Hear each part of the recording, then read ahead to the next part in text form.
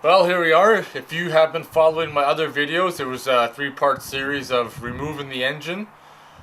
Today I'm going to start putting the engine back in. It might be one video or two videos max. I'm not going to stretch it out like I did with removing the engine, because basically everything we needed to cover was in there. I'm going to maybe point out some tips and tricks as I put this engine in. I've never installed a Jeep engine before, nor have I ever taken one out, so this is a first time experience for me as well.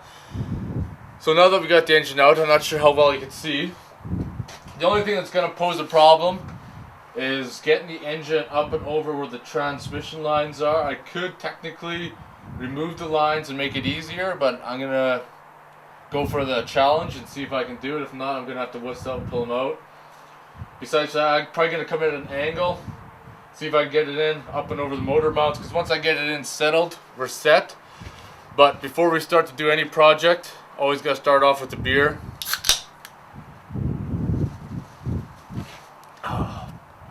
It's not that nice of a day out. I went to the Diablo's Rat Rod car show today. I'm going to post a link to that in the description below if you want to check it out. Rat Rods are pretty sweet. The turnout wasn't as good as I had thought because the weather, I'm assuming. But also, when we start to lift the engine, my engine hoist, chain lift, whatever, is all covered in mud. If you want to see why I got covered in mud, I'm going to post a link to my description in my rant, my weekend rant, just to kind of show you behind the scenes what I did to the old engine to get it out of the garage if you want to see it. But I'm just going to have a few more sips of my beer. We're going to get that engine slung up and we're going to get ready to fucking drop her in place. I'm actually just going to test fit it first just by putting it in straight and kind of see what kind of angle I'm going to have to go into. But this is where I'm sitting. It's either going to go in easy or it's going to be a total bitch. So wish me luck. You're going to be able to see it on the time lapse on the camera on the side. As always, this whole project is going to be time lapse from start to finish. To help holding the engine up straight, I actually just use a ratchet strap.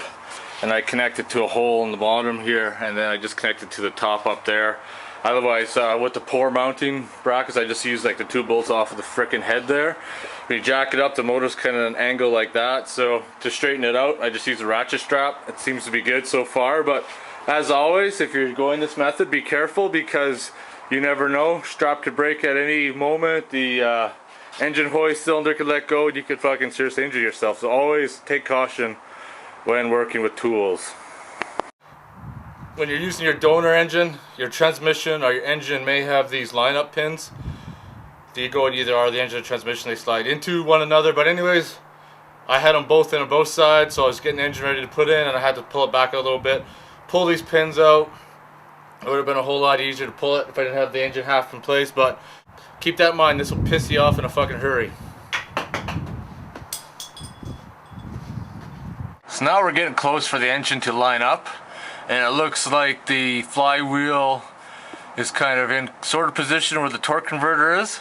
So at this given point in time, I think I'm going to stick the two bottom transmission bolts in, but not tighten them up, but just kind of get them started and help line it up so I can get the engine set into place.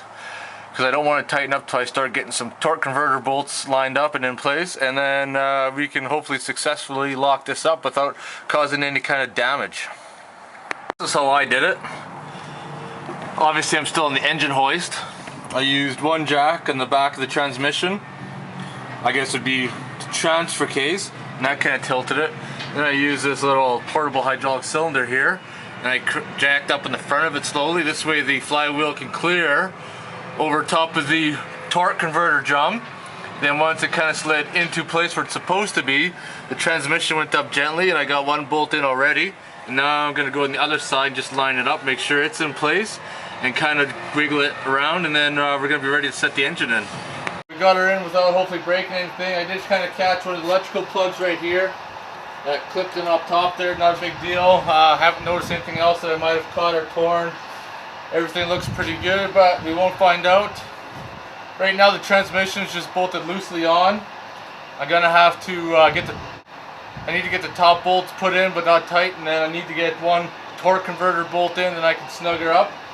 And then from there we can go back hooking up all of our electrical connections and everything else. So hopefully next week sometime we'll get it all together and be able to start her up. But I'm going to continue to go to work, and I got to close the store because I think it's going to start raining on us, and the camera doesn't like the rain, so got to shut her down. Alright, this part's all done underneath. Now we're going to put the half plate in and bolt the starter back up. So the starter's put on. Like I said, there's two bolts. There's one bolt here, one bolt there. Short bolt goes in the bottom, longer bolt goes in the top. It's kind of dark underneath here, so the half plate's in. So except for any wiring underneath, we can start working on the top. Darkness imprisoning me, all I see, absolute horror. Alright, so I decided to work a little longer tonight. Put the power steering pump back on, put the alternator bracket back on, changed out the clutch fan, because like I said in one of my earlier videos, when I transport the engine, when I bought the engine, the fan blades might have been bent, so I had to change them out just to be on the safe side. I was having a little bit of issue trying to get it off, so I kind of got mad and smashed it a bit because I was angry. Not really the right thing to do, but I had the good one here, so I didn't really care. I had to take my frustrations out on something. So I'm going to leave it at this. Tomorrow we're going to hook up all the wiring and everything else. And then later in the week we're going to put the front shroud back on, and hopefully by the weekend fire it up and see how well she runs.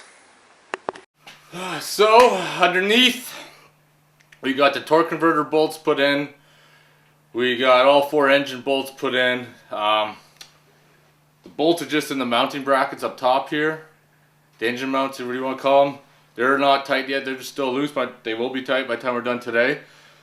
I'm just going to go underneath, I'm going to show you a little bit. When you're doing the torque converter bolts, the easiest way I found it is once you got your engine lined up, you don't want to tighten your transmission up. You want to put your bolts in on the bottom, on the sides, and you want to snug them in a little bit close.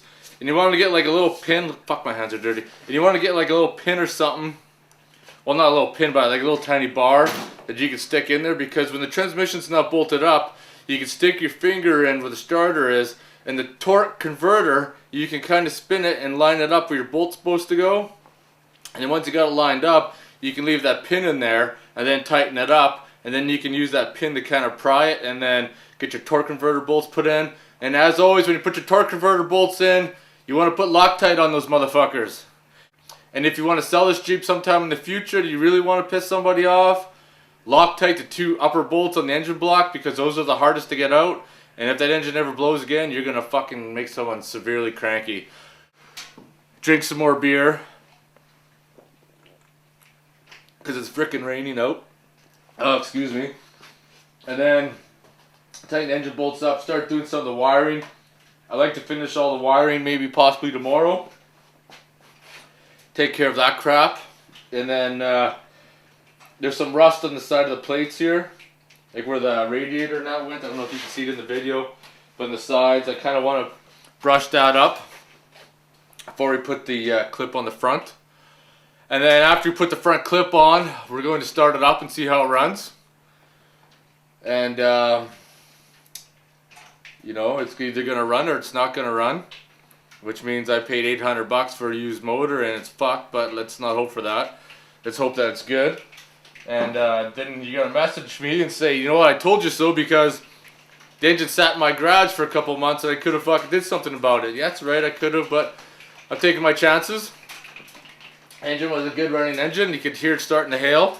Monday midday, I guess it is. I'm going to continue working on the wiring. That's about as far as I'm going to go with this video, and then the next video after that will be connecting the rad, the exhaust, filling it full of coolant and starting it. I was hoping to get it done on Sunday, but I'm working nights this frickin' week, so I can't seem to get everything done that I want to get done. So the few hours I'm up in the daytime, I'm not sleeping, I'm going to try to sneak in the garage and get as much possible as I can done. So I'm not really going to show too much in this part of the flick, because you're just hooking up the wiring. It's just as simple as, you know, following along and plugging into plugs where they're supposed to go. You really can't screw it up. The wire's only stretched so far, so if you're at a point and the wire's stretched, not stretched too much, the fucking plug's obviously got to be there. Use some common sense. So as always, I'm going to time-lapse the project so you can see, and I'm going to get to work and then do another little skit shortly after. It's not a big deal. This is the throttle position sensor from the old engine. Hey! You can tell by the plug, it's got the 3 holes. And even the back's a little bit different. This is the one that was on my donor engine. This was off a standard. I don't know if that really matters, but anyways, there was 1 year difference in the engines, so you can see the difference. I was trying to plug the plug in. I'm like, what the hell? It's not going. It's not going. And you can clearly see the difference between the plugs right there. So I'm gonna put this one in because this is the right one. The difference with the 2 engines is that on the old engine, the automatic transmission engine, there's actually some mounting plates that this wiring bracket is supposed to fit onto. As you can see, there isn't any. I'm just going to show you on the opposite engine and show you what I mean. There's one right there, and then there's the other one right there where that wiring harness is supposed to bolt onto. I know some people are going to ask, so I'm going to clarify this. This is an O2 sensor from the exhaust manifold. Not the downpipe or the CATSAR, but just when it comes right off the engine. Now, this is the exhaust. This is the O2 sensor that will plug into your exhaust pipe after your catalytic converters. I'm just going to show you. So I know people are going to ask, and they're going to say, hey, can I screw up the plugs? So here are the plugs. Right, you got your down piece right there. It's supposed to be plugging in there. Won't go. They're close, but just won't fit. So. And basically you can't screw up left side and right side because one's shorter than the other. This one here is pretty short, so there's no way that this one here is going to stretch over to this plug here. So you can't screw up that one. And when you put it in, I haven't got it through yet, but the other O2 plugs on that side of the engine, I can't put this part in yet because the engine's still on a slant, so I'm going to have to put the transmission mounts back in so I can get that put back into place. And then one O2 sensor will plug in the side here, and the other one will feed up here and plug in somewhere around there.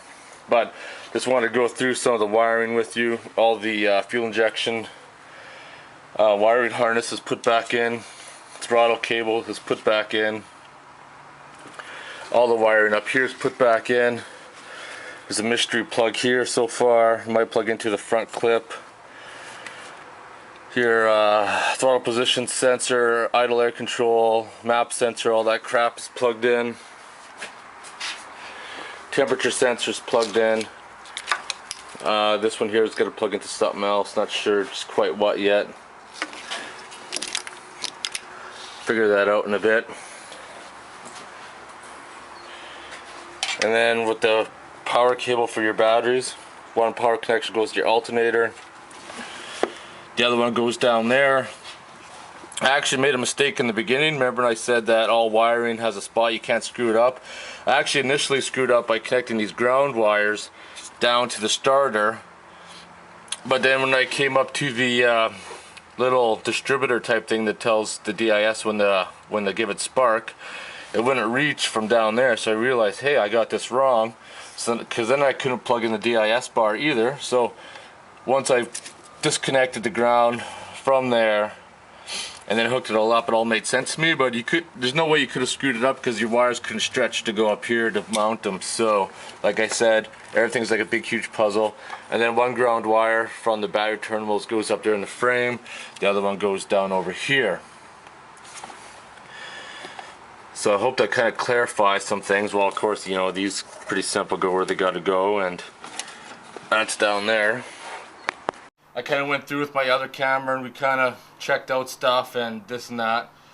So I'm going to leave the video at this. It is actually going to make a 2-part video. And that way I can go through, like, next part of the video is going to have, like, we're going to connect the rad hoses, we're going to fill the rad, and we're going to go about starting it. So that'll be another 5-6 minute video. And then after that I'm going to do a video on, like, changing oil, that kind of crap. I hope these videos are helping people out. This is the first time experience for me as well, and I was googling on YouTube for some videos as also for trying to look for tips and tricks on pulling an engine, and everybody's videos seemed like quite short, so I know mine may be drawn out and a little bit boring at times, but I'm hopefully that people will have enough mechanical experience that they can try to figure it out, and hopefully these videos will help. That's why I'm drawing them out and making such a long process and doing it. I know they may be a little dry at times, but somebody who's in desperate need and kind of new to this or just looking for help, it may help them. So I'm going to leave the video at that. So if these videos help you, comment below, like, subscribe, and thanks for watching.